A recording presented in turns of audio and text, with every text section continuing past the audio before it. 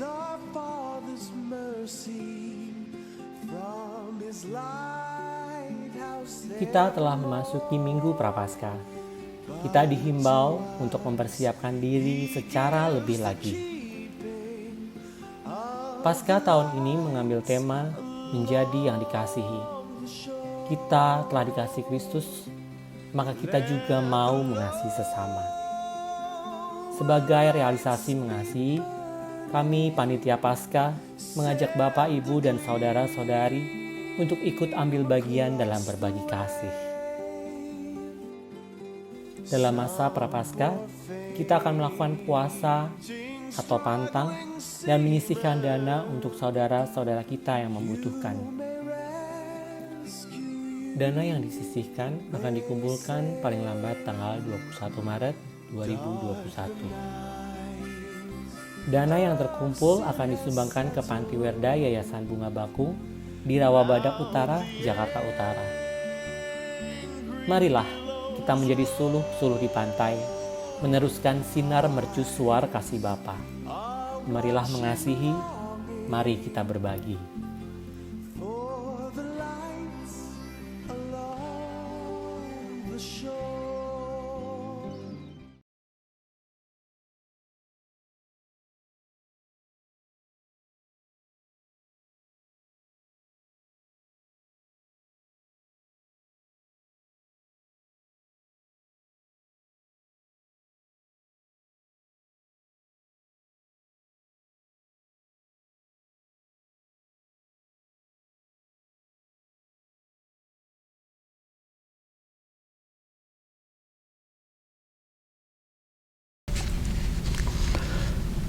Saudara-saudara yang dikasihi Tuhan, minggu ini kita memasuki Minggu Prapaskah kelima. Mari kita mempersiapkan hati dan pikiran kita agar mengalami perjumpaan dengan Tuhan. Mari kita bangkit berdiri dan membaca Mazmur 103 ayat 8 demikian.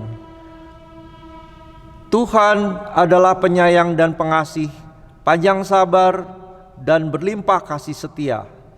Kita bersyukur menyambut undangan Tuhan untuk datang kepadanya. Marilah bersama kita pujikan PKJ 4 ayat 1-2. Angkatlah hatimu pada Tuhan.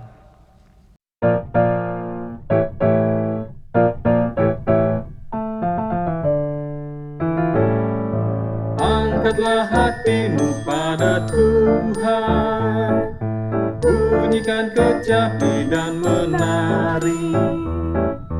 Jangan lupa bawa persembahan. Mari kawan, ajak teman bersama menyembah. Sorak-sorak haleluya. Mari nyanyilah.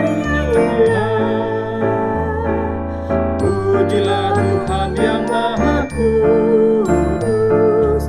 Mari kawan, ajak teman, bernyanyilah terus.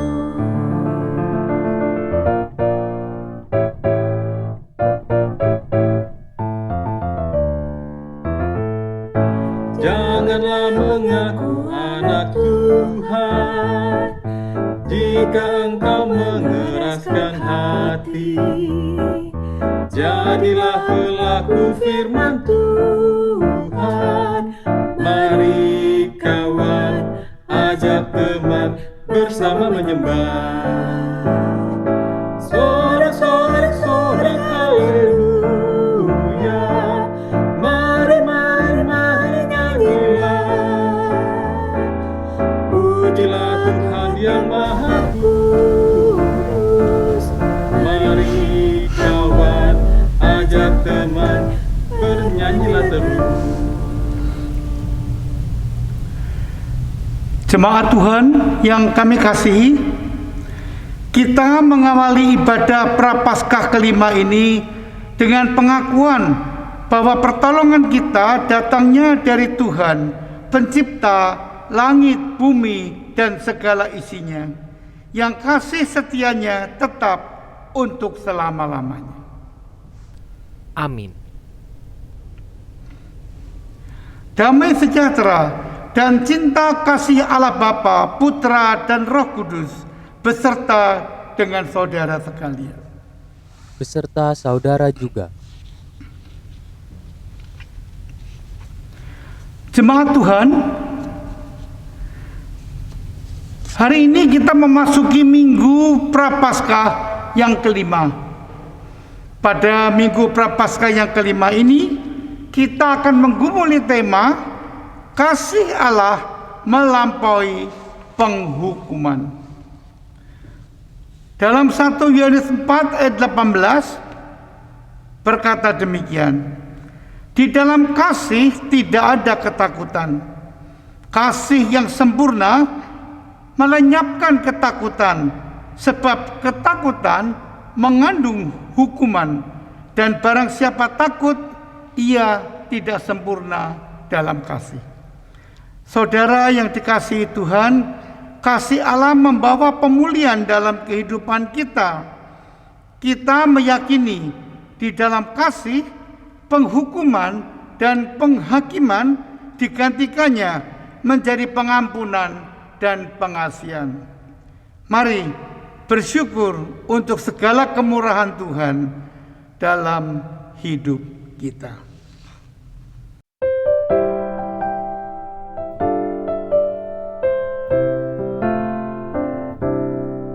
Kasih Allahku sungguh telah terbukti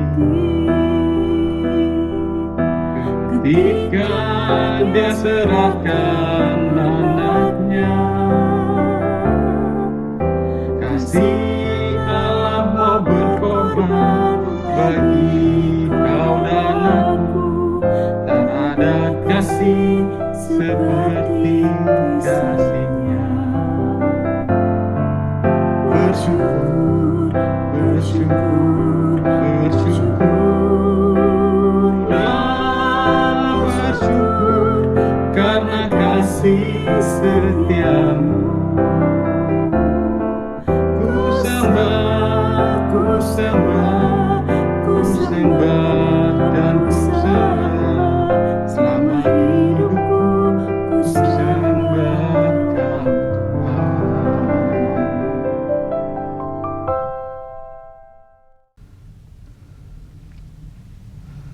Marilah sekarang kita merendahkan hati di hadapan Tuhan untuk mengaku dosa dan kesalahan kita. Jemaat diberi kesempatan secara pribadi untuk menaikkan doanya kepada Tuhan, dan akan saya tutup dengan doa bersama.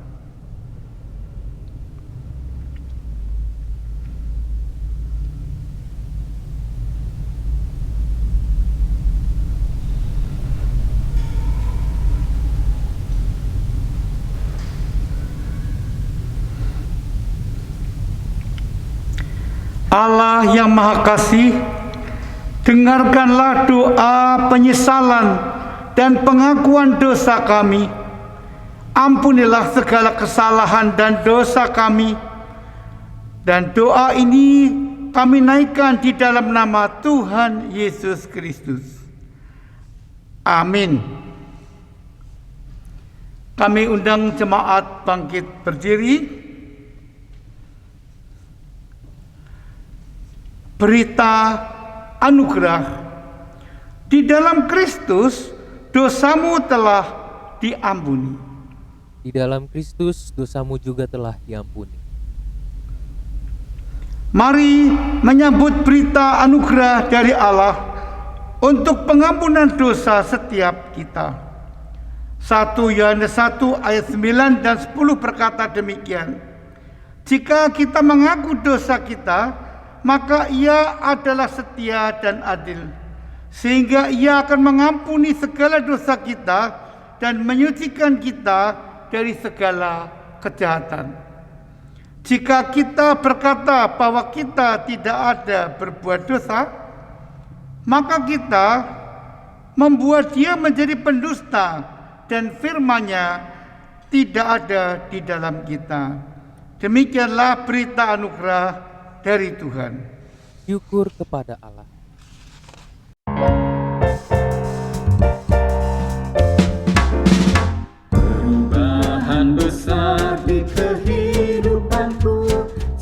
Sejak Yesus di hatiku, di jiwaku bersinar terang yang cerah.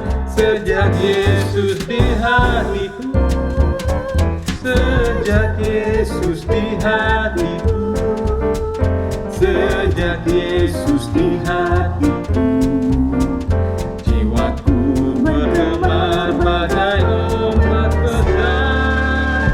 Sejak Yesus di hatiku.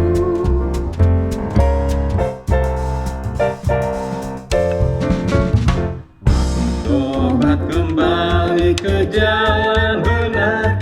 Sejak Yesus di hatiku, dan dosaku dihapus, jiwaku segar. Sejak Yesus di hatiku, sejak Yesus di hatiku, sejak Yesus di hatiku, jiwaku bergemar bagai ombak besar. Sejak Yesus di hatiku. Jemaat Tuhan, sebentar lagi kita akan bersama-sama membaca Alkitab dan merenungkan firman Tuhan. Marilah sebelumnya kita berdoa agar Tuhan membuka hati dan pikiran kita serta memampukan kita untuk memahami firman-Nya. Mari kita berdoa. Kami menghadap tahta-Mu yang kudus. Ya Tuhan, kami bersyukur karena kami boleh beribadah kepadamu melalui rumah kami masing-masing. Tuhan, sebentar lagi kami akan membaca Alkitab dan merenungkan firman-Mu. Tolonglah kami ya Tuhan, mampukanlah kami untuk memahami dan juga melakukan firman Tuhan yang indah dan mulia itu.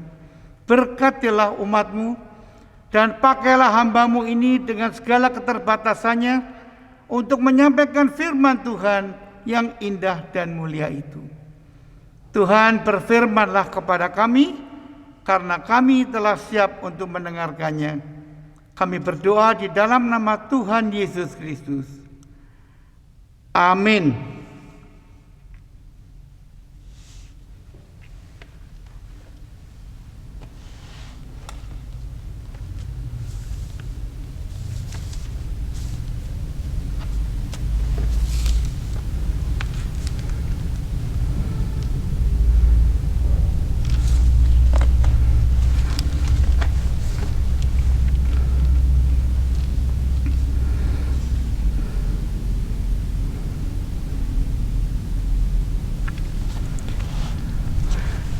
Jemaat Tuhan, pembacaan Alkitab terambil dari Injil Yohanes pasal 12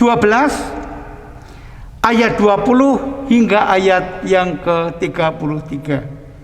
Pembacaan Alkitab terambil dari Injil Yohanes pasal 12 ayat 20 sampai dengan ayat yang ke-33.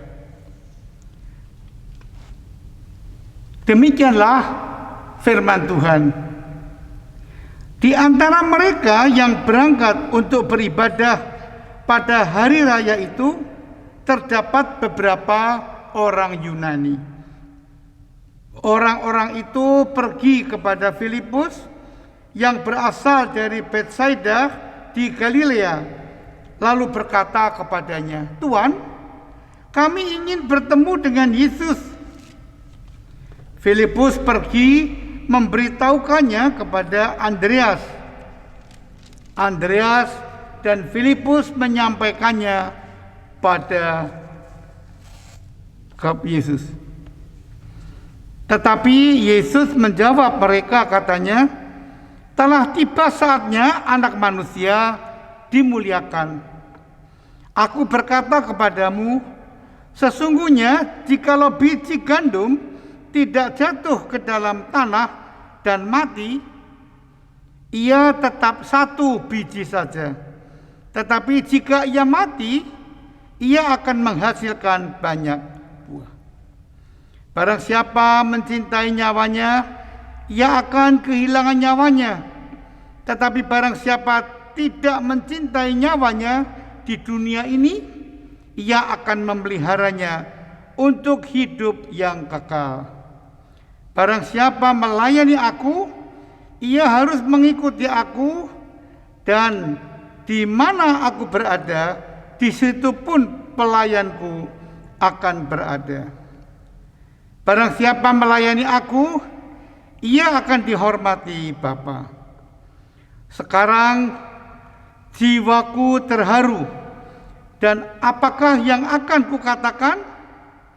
Bapa, selamatkanlah aku dari saat ini? Tidak, sebab untuk itulah ia datang ke dalam saat ini. Bapa, muliakanlah namamu.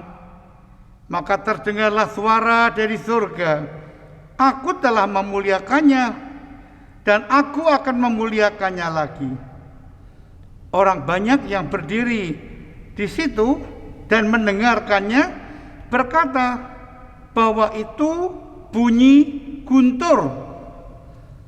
Ada pula yang berkata seorang malaikat telah berbicara dengan dia.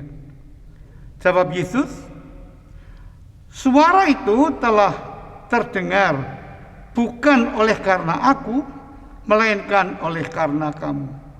Sekarang berlangsung penghakiman atas dunia ini.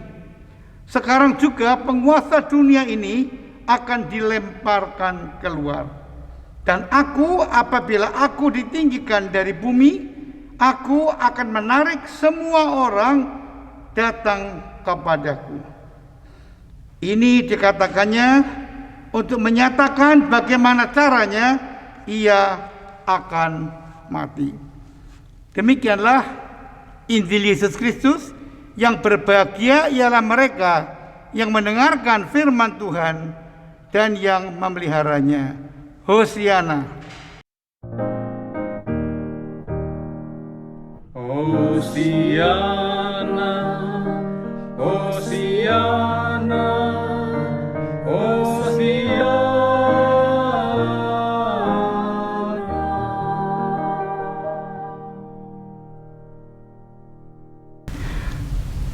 Saudara-saudara yang kami kasihi, manusia seringkali menganggap bahwa berbagai peristiwa yang tidak menyenangkan dalam hidupnya sebagai hukuman Tuhan. Sebagai contoh, kalau ada orang yang sakit berat dan tidak sembuh-sembuh, tidak jarang orang ini menganggap bahwa penyakitnya ini adalah hukuman Tuhan atas dirinya. Dalam pendampingan atau konseling pastoral terhadap orang-orang yang sedang sakit berat seperti itu, mereka sering bertanya kepada pastor atau kepada pendamping pastoral yang mendampingi mereka, apa dosa saya sehingga Tuhan menghukum saya dengan penyakit yang membuat saya menderita seperti ini. Seorang penderita kanker yang tidak bisa disembuhkan lagi, atau seorang yang terserang stroke sehingga tidak bisa berbuat apa-apa lagi. Misalnya, orang-orang ini sering bergumul tentang penyakit mereka dan bertanya-tanya, apakah penyakit mereka ini merupakan hukuman Tuhan kepada mereka. Orang-orang lain yang mengalami kesusahan, seperti misalnya kehilangan orang yang mereka kasihi, orang-orang yang mengalami kecelakaan, orang-orang yang usahanya bangkrut dan sebagainya, tidak jarang mereka juga berpikir dan bertanya-tanya tentang penyebab peristiwa-peristiwa yang tidak menyenangkan itu. Mereka bertanya-tanya, apakah kejadian-kejadian yang menimpa mereka itu merupakan hukuman Tuhan atas diri mereka? Mengapa banyak orang yang menghubungkan berbagai peristiwa yang tidak menyenangkan itu dengan penghukuman Tuhan, saudara-saudara? Karena dalam dunia ini berlaku pendapat umum bahwa orang yang bersalah akan mendapatkan hukuman yang setimpal dengan perbuatannya itu.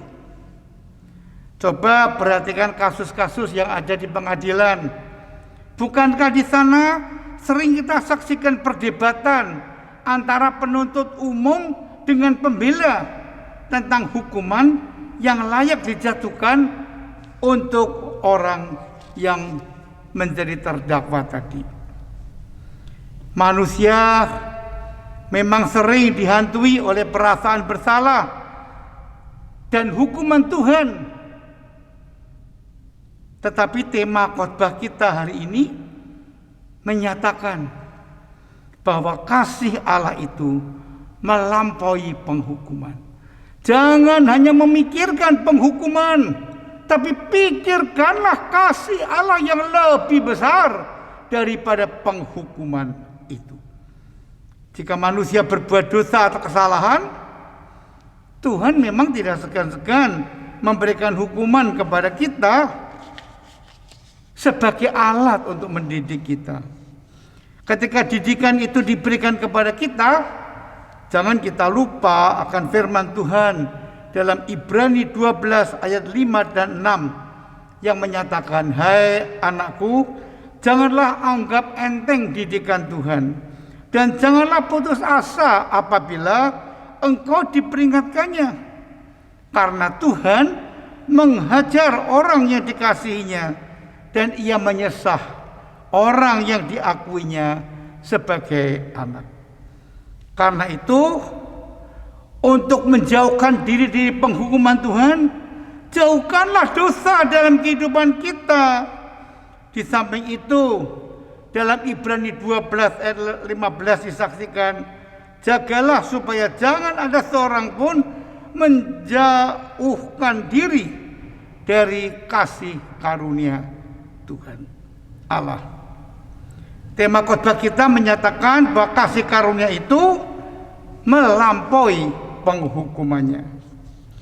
Saudara-saudara yang kami kasih, bacaan Alkitab kita dari Yohanes 12 ayat 20 sampai 33 pada dasarnya memberitakan tentang Yesus yang menyatakan akan kematiannya.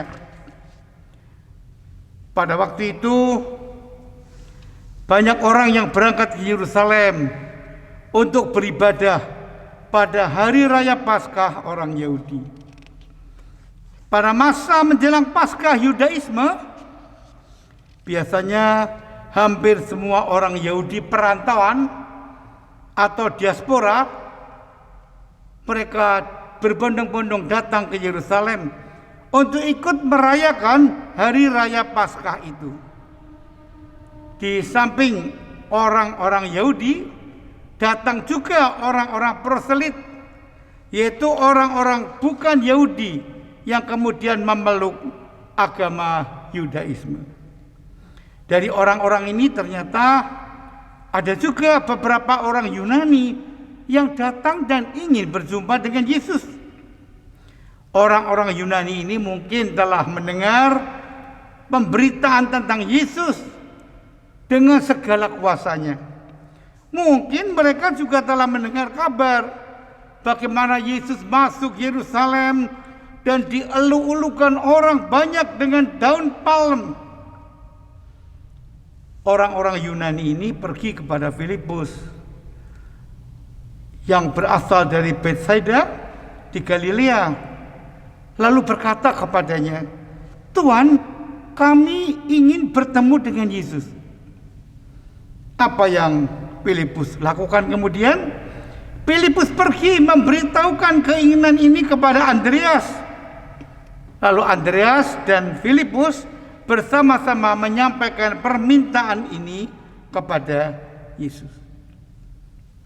Menjawab permintaan ini, pertama-tama Yesus berkata apa? Telah tiba saatnya anak manusia dimuliakan. Apa maksud kata-kata Tuhan Yesus ini? Bagaimana cara Tuhan Yesus dimuliakan? Caranya tentu tidak dengan disanjung-sanjung, dipuji-puji, atau dibesar-besarkan seperti yang biasa dilakukan orang banyak. Tetapi cara Yesus dimuliakan adalah melalui jalan penderitaan dan kematian. Justru dengan penderitaan dan kematian inilah hidup Tuhan Yesus telah menjadi bermakna. Yesus menjadi mulia karena Ia telah berbuat untuk manusia dan dunia ini. Coba kita perhatikan kata-kata Tuhan Yesus seperti disaksikan dalam ayat 24. Aku berkata kepadamu, sesungguhnya jikalau biji gandum tidak jatuh ke dalam tanah dan mati, ia tetap satu biji saja. Tetapi jika ia mati, ia akan menghasilkan banyak buah. Maksudnya, seperti biji gandum yang telah jatuh ke tanah dan mati, demikianlah Tuhan Yesus telah menderita dan mati. Namun, ibarat biji gandum yang mati menghasilkan banyak buah, demikian juga kematian Yesus telah mendatangkan keselamatan bagi seluruh umat manusia dan dunia ini. Karena Tuhan Yesus telah mati serta menyelamatkan manusia dan dunia ini, hidup Tuhan Yesus sungguh menjadi hidup yang mulia. Karena hidup Yesus telah menjadi bermakna.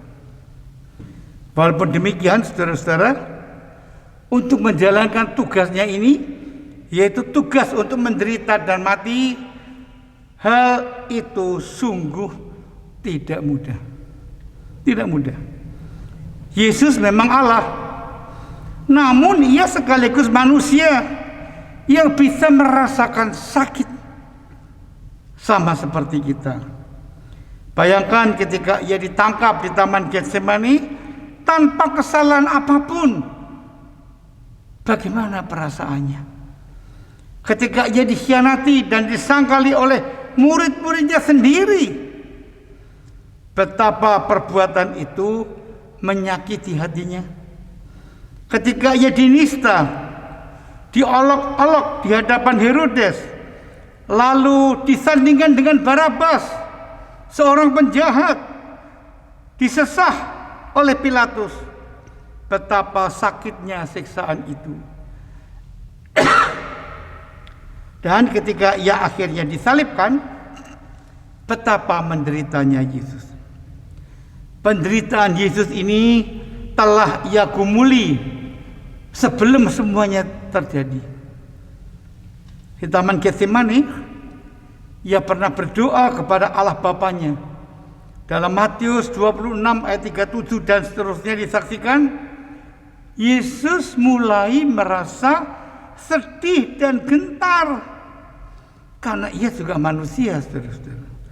Lalu Ia berkata, sharing kepada murid-muridnya, hatiku sangat sedih, seperti mau mati rasanya. Tinggallah dan berjaga-jagalah dengan aku. Ternyata murid-murid itu tidur. Lalu Ia maju sedikit, lalu sujud dan berdoa, katanya, ya Bapakku, jikalau sekiranya mungkin, biarlah cawan ini, penderitaan ini lalu daripadaku. Tetapi janganlah seperti yang ku kehendaki, melainkan seperti yang Engkau kehendaki. Bagi Tuhan Yesus, menderita dan kehilangan nyawa di dunia ini tidak berarti apa-apa, asal semuanya itu mendatangkan makna yang besar. Itulah sebabnya dalam ayat 25 Yesus berkata, barang siapa mencintai nyawanya, ia akan kehilangan nyawanya. Tetapi barang siapa tidak mencintai nyawanya di dunia ini, ia akan memeliharanya untuk hidup yang kekal. Dan hidup yang kekal itu jauh lebih berharga, jauh lebih indah, jauh lebih mulia dari hidup di dunia yang terbatas ini. Tuhan Yesus mengasihi kita, untuk itu Ia mau menderita dan mati bagi dosa-dosa kita. Kasih Tuhan yang besar itu antara lain disaksikan dalam Yohanes 3 ayat 16, karena begitu besar kasih Allah akan dunia ini, sehingga Ia telah mengutus anaknya yang tunggal, supaya setiap orang yang percaya kepadanya tidak binasa, melainkan beroleh hidup yang kekal. Saudara-saudara yang kami kasih, di samping penjelasan tentang penderitaan dan kematian, Yesus juga menyatakan tentang penghukuman terhadap penguasa dunia ini. Dalam ayat 31 dan 32 Ia menyatakan, sekarang berlangsung penghakiman atas dunia ini. Sekarang ini penguasa dunia akan dilemparkan keluar. Dan apabila aku ditinggikan dari bumi, aku akan menarik semua orang datang kepadaku. Dalam bagian ini kita diajak untuk melihat bahwa kematian Yesus, dengan kematian itu penguasa dosa, yaitu kuasa maut dan kematian, telah dikalahkan. Sebaliknya salib Kristus telah menarik banyak orang datang kepadanya. Walaupun kuasa dosa telah dikalahkan Yesus, pada kenyataannya kuasa ini masih sering bekerja dalam hidup manusia di dunia ini.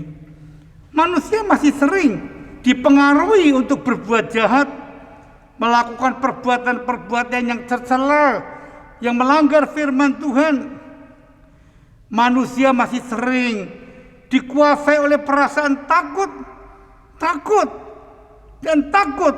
untuk menerima dan merasakan penghukuman Tuhan, padahal mungkin Tuhan sudah mengampuninya. Sebagai akibat dalam hidup ini tidak ada damai sejahtera. Yang ada di banyak orang adalah ketakutan, kekecewaan, kesusahan dan sebagainya.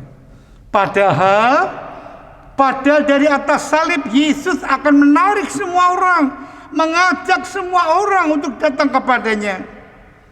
Datang kepada Yesus berarti percaya kepadanya, menjadi pengikutnya, hidup menurut perintah-perintahnya, dan menjauhi dosa yang mendatangkan penghukuman itu.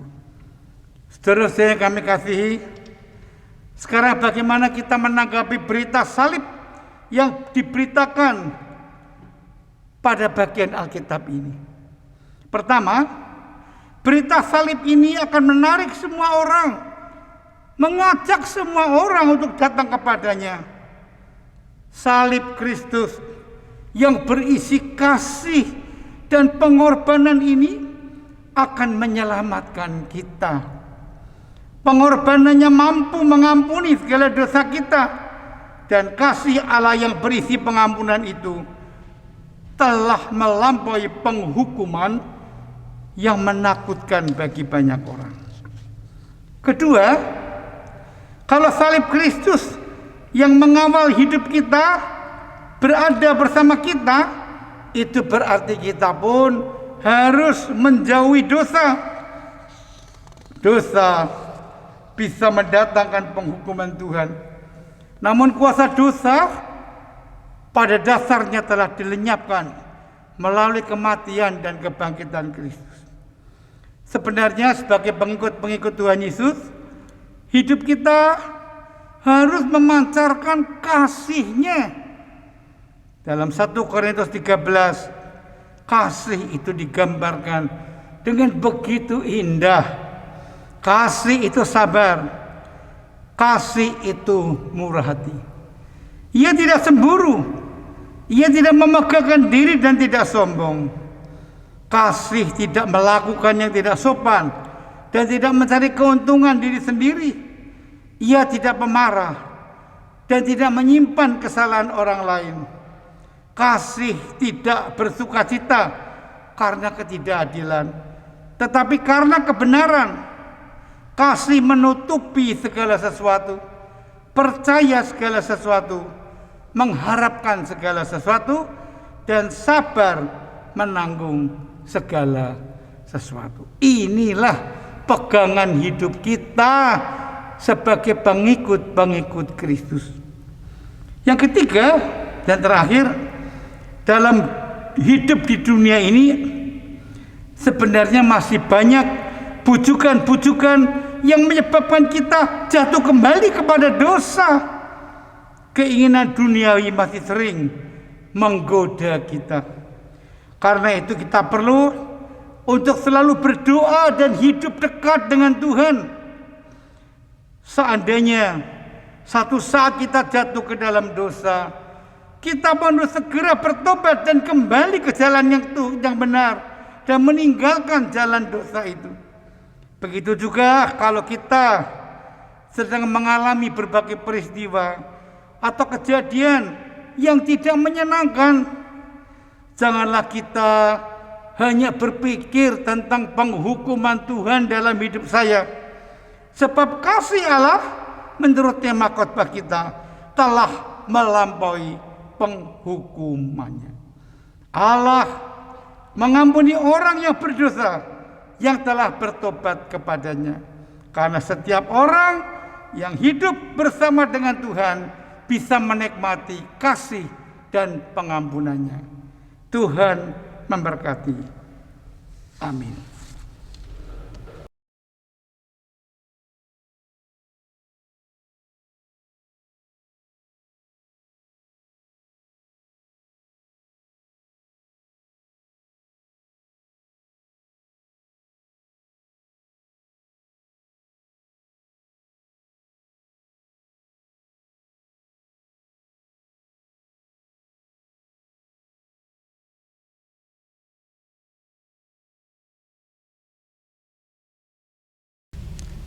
Bersama dengan umat Allah di sepanjang masa, mari kita ikrarkan dan kita teguhkan kembali akan apa yang kita imani dengan bersama mengucapkan pengakuan iman rasuli. Aku percaya kepada Allah Bapa yang Maha Kuasa, Khalik langit dan bumi, dan kepada Yesus Kristus, Anaknya yang tunggal, Tuhan kita, yang dikandung dari Roh Kudus, lahir dari anak darah Maria, yang menderita sengsara di bawah pemerintahan Pontius Pilatus, disalibkan, mati dan dikuburkan, turun ke dalam kerajaan maut. Pada hari ketiga bangkit pula dari antara orang mati, naik ke sorga, duduk di sebelah kanan Allah, Bapa yang Maha Kuasa, dan dari sana Ia akan datang untuk menghakimi orang yang hidup dan yang mati. Aku percaya kepada Roh Kudus, gereja yang kudus dan am, persekutuan orang kudus, pengampunan dosa, kebangkitan orang mati, dan hidup yang kekal. Amin.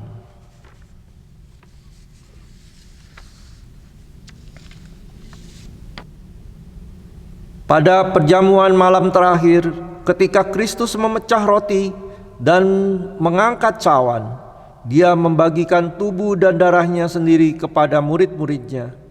Menerima tubuh dan darahnya berarti dipersatukan dengan Kristus, sehingga Dia menjadi kepala dan kita tubuhnya. Menerima tubuh dan darahnya berarti mempersatukan dengan semua orang, yang menerimanya juga menjadi satu tubuh dan satu roh. Marilah kita merenungkannya. Apakah saudara menghayati bahwa Kristus adalah kepala seluruh kehidupan saudara dalam hidup berjemaat dan bermasyarakat, dalam keluarga dan pekerjaan saudara?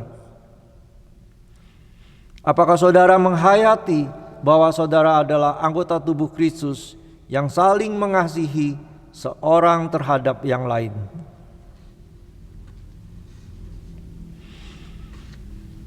Ketika kita bersatu dengan Kristus, roti hidup yang dipecah-pecahkan bagi dunia ini, kita pun dipersatukan dalam kematian dan kebangkitan Kristus. Dipersatukan dengan Kristus berarti diutus untuk mengosongkan dan menyangkal diri, memikul salib dan mengikut Kristus.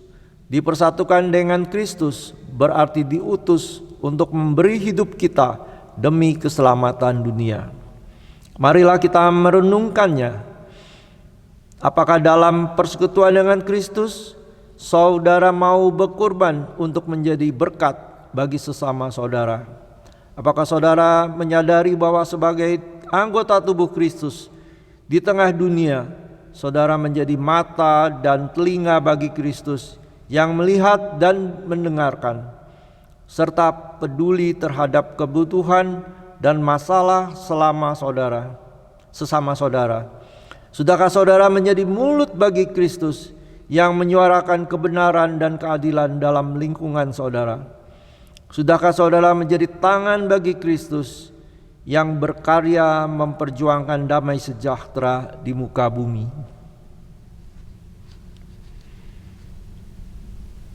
Kiranya Roh Kudus menolong kita semua dalam mempersiapkan diri untuk merayakan perjamuan kudus pada tanggal 4 April 2021 mendatang.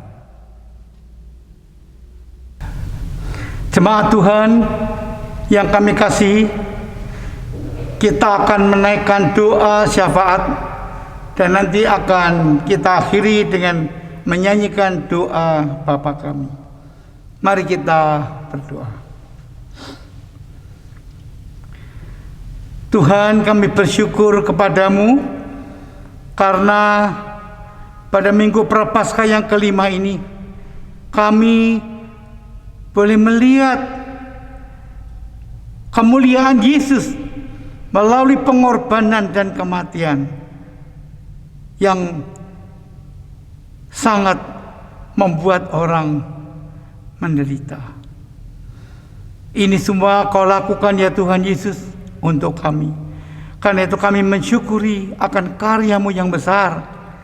Dan jadikanlah kami pengikut-pengikut-Mu yang setia, menjauhkan dosa dan selalu datang dekat kepada-Mu. Kami berdoa pada saat ini untuk saudara-saudara kami yang sedang sakit. Kami mohon kiranya Tuhan berkenan menyembuhkan. Secara khusus kami doakan Ibu Lin Yahya, Ibu Yeti, Ibu Setiawan Tobing, Ibu Yusnani, Bapak John Saroja, dan Ibu Vivi. Kiranya Engkau berkenan menyembuhkan mereka. Kami juga berdoa bagi saudara-saudara kami yang sedang menderita secara khusus karena COVID-19. Tuhan dampingi mereka di tengah-tengah kesepian dan kesakitan mereka, dan sembuhkanlah mereka. Kami berdoa untuk tenaga medis yang membantu untuk memberikan kesembuhan bagi para penderita. Tuhan kiranya berkenan untuk menolong dan memberkati mereka. Kami doakan bagi upaya vaksinasi yang sedang berlangsung. Berkati Tuhan agar boleh mendatangkan kekuatan dalam diri banyak orang. Kami juga berdoa pada saat ini untuk saudara-saudara kami yang hidup dalam kesusahan, dalam pergumulan. Kiranya Tuhan menolong mereka, mendampingi dan memberi kekuatan kepada mereka. Kami juga berdoa pada saat ini Tuhan bagi saudara-saudara kami yang kehilangan pekerjaan. Kiranya Tuhan menolong mereka dan menjadikan kami sebagai orang-orang sebangsa setanah air dan orang-orang beriman untuk ikut membantu mereka.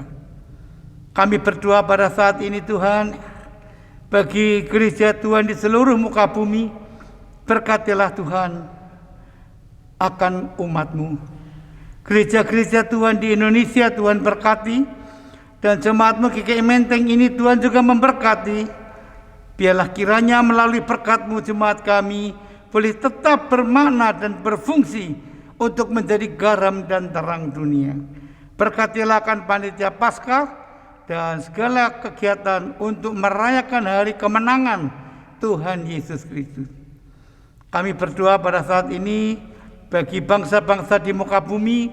Khususnya kami doakan saudara-saudara kami di Myanmar yang sedang mengalami kesusahan karena adanya pergantian kekuasaan seperti itu. Tuhan, kiranya Engkau memberkatinya. Kami orang-orang yang sedang menderita, kami juga berdoa pada saat ini Tuhan, bagi bangsa-bangsa di seluruh muka bumi, berkati mereka. Dan bangsa kami Indonesia, tolonglah Tuhan, berkati pemimpin-pemimpin bangsa kami untuk mengatur bangsa kami ini mendatangkan masa depan yang lebih baik lagi. Berkatilah Presiden dan Wakil Presiden kami dan seluruh pemimpin bangsa kami yang lain. Tuhan, sebentar lagi kami akan kembali dalam kehidupan sehari-hari kami. Biarlah Engkau menuntun dan memberkati kami, agar kami boleh melakukan semua kegiatan kami di dalam tuntunan-Mu. Terima kasih Tuhan. Dengarkanlah Tuhan doa kami ini yang kami persembahkan di dalam nama Tuhan Yesus Kristus.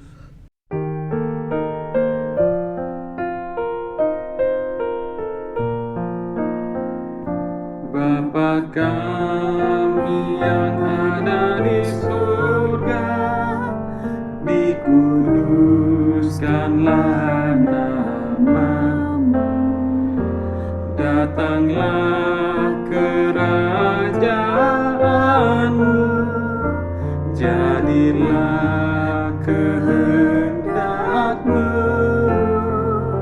di bumi seperti di surga. Berilah kami pada hari ini makanan kami yang secukupnya, dan ampuni kesalahan kami seperti kami ampuni yang lain, dan jauhkan kami dari pencobaan. Lepaskanlah kami dari yang jahat,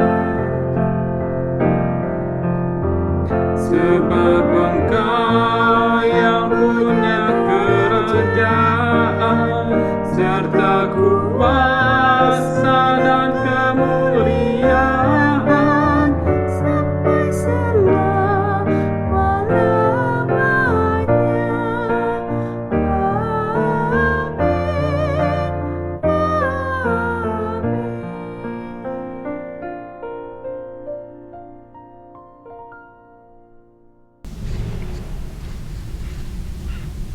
Persembahan adalah wujud ungkapan syukur kita atas segala berkat pemeliharaan Tuhan dalam hidup. Marilah kita membawa persembahan pada Tuhan dengan hati yang bersyukur, bersukacita, dan sukarela. Nats yang mendasari persembahan diambil dari Mazmur 107 ayat 1-2. Bersyukurlah kepada Tuhan sebab Ia baik, bahwasanya untuk selama-lamanya kasih setianya. Biarlah itu dikatakan orang-orang yang ditebus Tuhan, yang ditebusnya dari kuasa yang menyesakan. Kita menyanyikan PKJ 148, Terima kasih ya Tuhanku.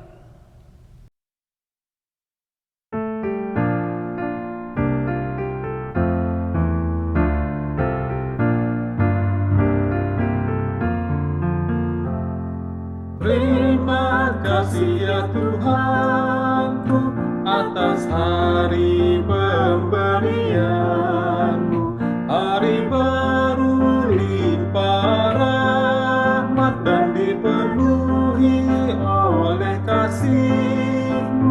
Kau curahkan pada umat-Mu, Kau curahkan pada umat-Mu.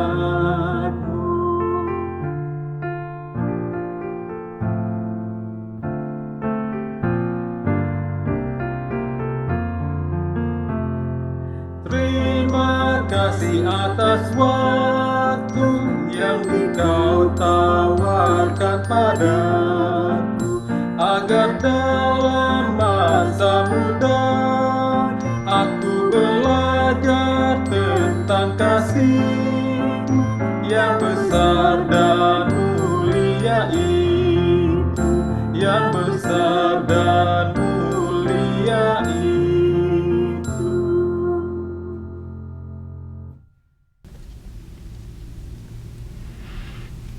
Marilah kita berdoa, kita membawa persembahan ini kepada Tuhan.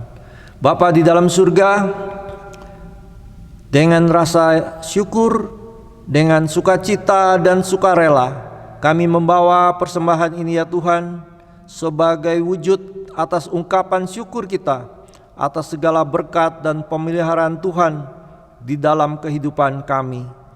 Bapa di dalam surga, berkatilah persembahan ini, biarlah bisa menjadi berkat bagi orang-orang yang membutuhkannya. Terimalah ya Tuhan, di dalam nama anak-Mu Tuhan Yesus Kristus kami berdoa. Amin.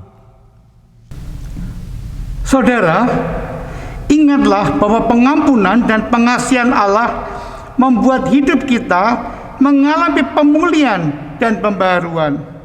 Tetap hidup dalam pimpinan Allah Roh Kudus yang terus membaharui kehidupan kita.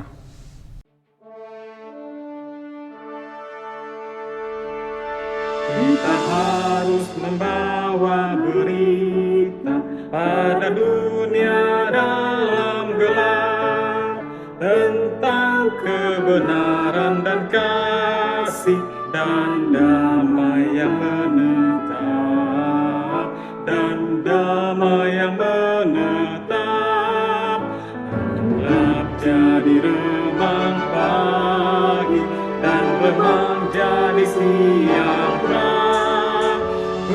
Kuasa Kristus kan nyata, rahmani dan cemerlang.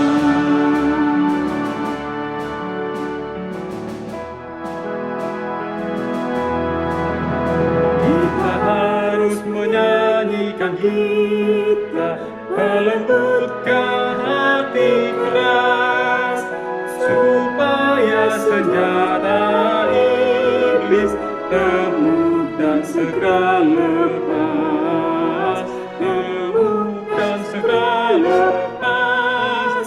Karena jadi remang pagi dan remang jadi siang terang.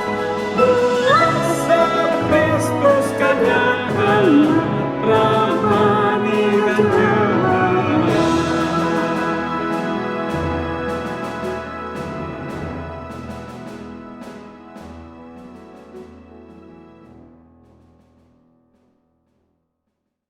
Ibadah tidak hanya ada di dalam gedung gereja.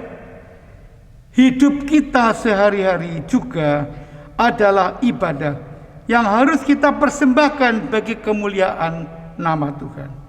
Maka arahkanlah hatimu kepada Tuhan dan terimalah berkat Tuhan.